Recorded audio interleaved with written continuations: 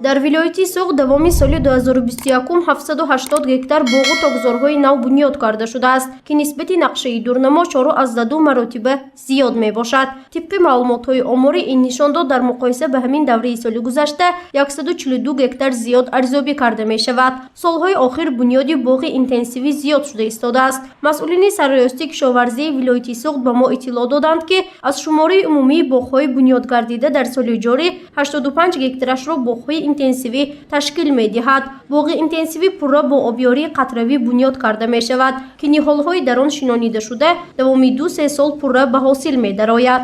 ҳамзамон барқароркунӣ боғу тогзорҳои кӯҳна дар майдони 1386 гектар гузаронида шуд, ки нисбати соли давраи соли пешин 172 гектар зиёд мебошад. Аз ҷумла барқароркунии боғҳои кӯҳна дар майдони 1313 гектар ва тогзори кӯҳна 72 гектар амалӣ гашта, бештар ин боғҳои навҳои ба содирот нигаронида шуда шинонида шудааст.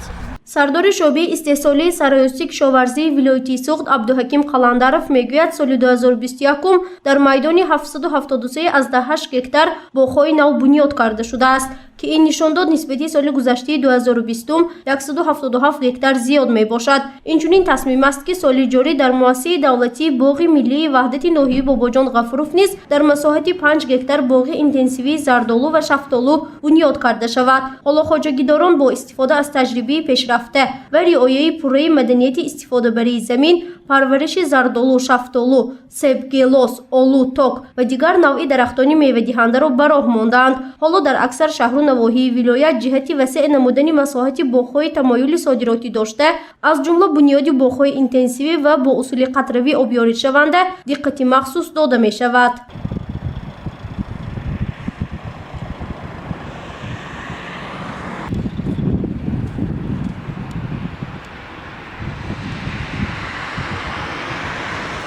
бино ба иттилои масъулини сарраёсти кишоварзӣ, алҳол дар ҳамаи майдонҳои боғу тогзори шаҳру навоҳии вилоят яхобмонӣ бо маром идома дорад. таъкид гардид, ки то имрӯз аллакай беш аз 15 000 гектар яхобмонии заминҳо гузаронида шудааст. ҳадаф аз яхобмонӣ ин пеш аз ҳама тоза кардани замин аз ҳашаротҳои зараррасон ва тобовар намудани дарахтони ҳосилдеҳ ба хунукӣ маҳсуб мешавад.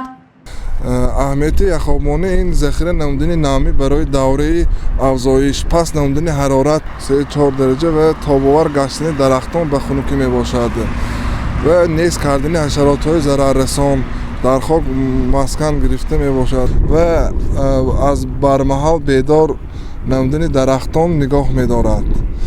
соли гузашта дар доираи барномаҳои соҳавӣ барқароркунии 700 гектар боғ ва 72 гектар тогзор ба нақша гирифта шуда дар масоҳати 1280 гектар боғ ва 72 гектар тогзор барқарор карда шуд. ин нишондод мутаносибан 182,9 гектар ё худ 100% нақшаро ташкил медиҳад.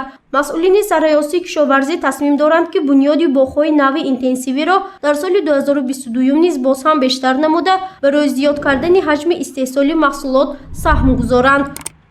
гузориши Фарзона Шамсиева, Наимҷон Аюбов барои барномаи иттилоотии Хабар.